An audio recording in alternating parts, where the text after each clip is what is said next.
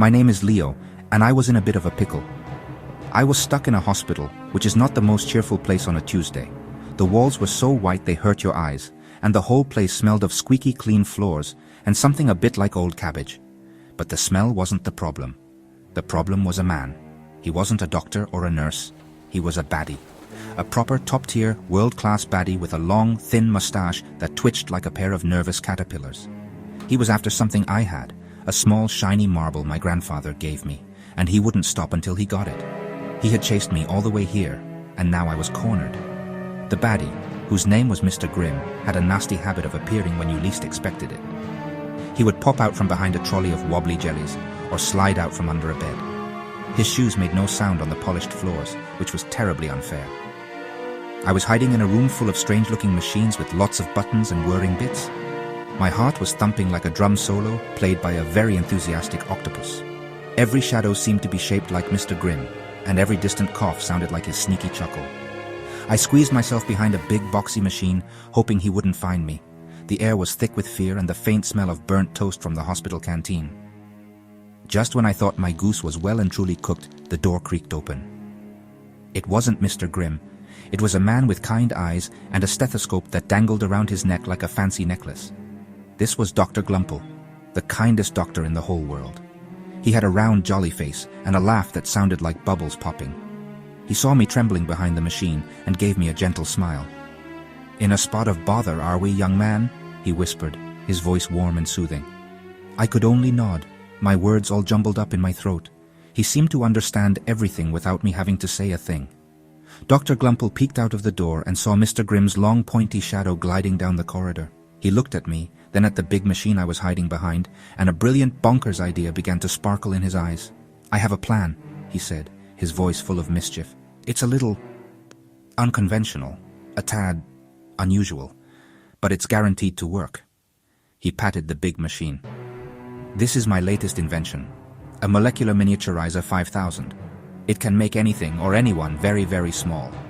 Small enough to hide in the safest place I know." I looked at him, confused but also a tiny bit excited. Where was this super safe place?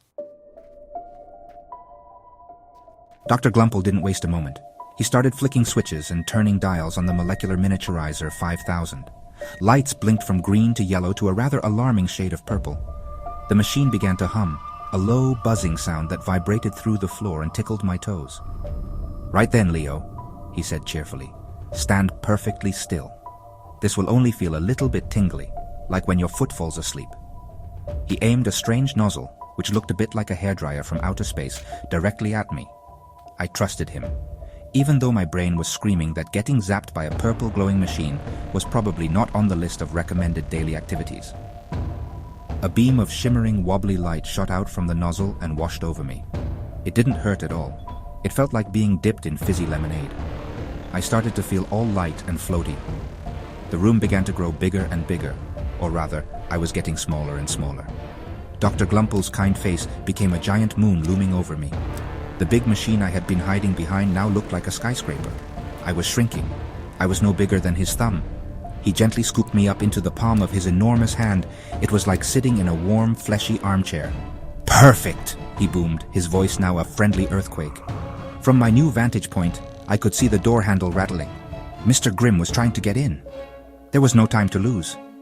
"Now for the safest hiding place in the entire hospital," Dr. Glumple whispered, his breath a warm gust of wind. He pointed down to his stomach. "My tummy." I must have looked a bit shocked because he quickly added, "Don't you worry, it's very clean in there, and wonderfully cozy. Just hold your nose." Before I could protest, he popped me onto his tongue. It was surprisingly soft and squishy, like a pink trampoline. Then, with a gentle tip of his head, he swallowed. Down I went. It wasn't a scary slide, but more of a gentle, squishy journey down a long, warm tunnel he called his esophagus. It was a bit like going down a water slide, but without the water and with more gurgling sounds. It was over in a flash. I landed with a soft plop in a large pinkish-red chamber. I had arrived. I was inside Dr. Glumple's stomach. It was much nicer than you might think. It was warm and dimly lit by a soft, rosy glow. The walls pulsed gently with a slow, steady rhythm, like a lullaby. This was certainly a hiding place Mr. Grimm would never think of. The inside of Dr. Glumple's stomach was not at all slimy or gross. It was more like being inside a giant, warm, bouncy castle made of velvet. The air was warm and humid, and everything had a gentle, rosy glow. I could hear the steady, reassuring thump, thump, thump, thump of his heart somewhere nearby. It was the most comforting sound in the world. I could also hear his voice, but it was muffled and rumbly, as if he were talking through a very thick wall. I sat down on the soft, spongy floor and made myself comfortable. For the first time all day, I felt completely and utterly safe. Suddenly, I heard another voice. It was sharp and nasty, and it vibrated through the stomach walls. It was Mr. Grimm. He had managed to get into the room. "Where is the boy, Doctor?" he snarled. I could feel Dr. Glumple stand up straighter. "Boy? What boy?" Dr. Glumple's voice rumbled around me like gentle thunder. "I haven't seen any boys in here, just a few patients with upset tummies." I had to giggle. If only Mr. Grimm knew that the boy he was looking for was currently having a little rest inside one of those very tummies. I felt a little jiggle as Dr. Glumple patted his stomach. "Nothing in here but my lunch," he chuckled. I decided to explore my temporary home. I walked around the edge of the stomach, my tiny feet sinking slightly into the soft walls. It was huge. It felt like being in a big warm cave. Every now and then, a gentle wave would ripple through the chamber like a soft tide coming in. It wasn't scary at all. It just rocked me gently back and forth. I imagined I was a tiny sailor on a calm pink sea. From the outside, Mr. Grimm was getting more and more frustrated, his voice growing louder and angrier. But in my cozy hideout, his shouting just sounded like distant, unimportant buzzing. After a bit of exploring, I found a particularly springy spot and lay down. It was so peaceful. The constant rhythmic pulse of the stomach walls and the distant beat of Dr. Glumple's heart were incredibly soothing. I felt my eyes getting heavy. Hiding from a baddie was tiring work after all. I yawned a tiny yawn and curled up into a ball. I was safe and warm, hidden away from the world. Mr. Grimm could search the whole hospital, but he would never ever find me in here.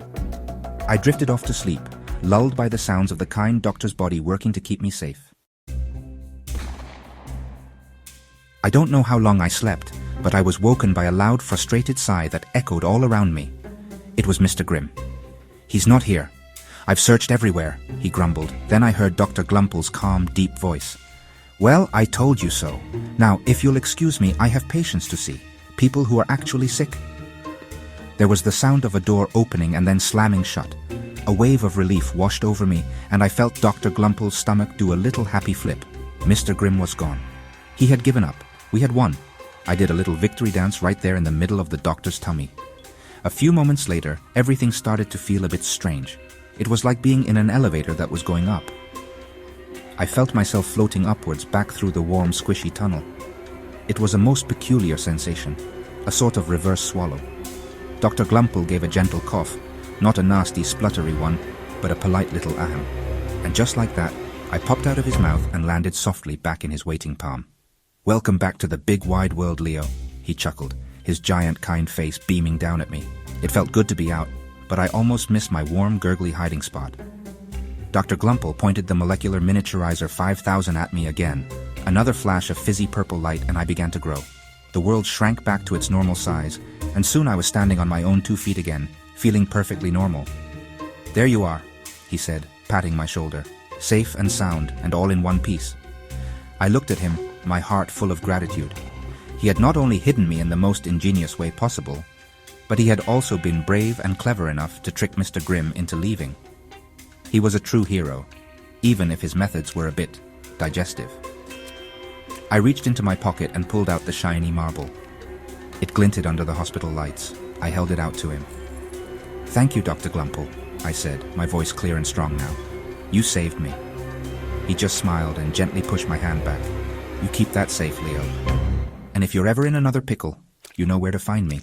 Though, perhaps, next time, we can try hiding you in a cupboard first." We both laughed.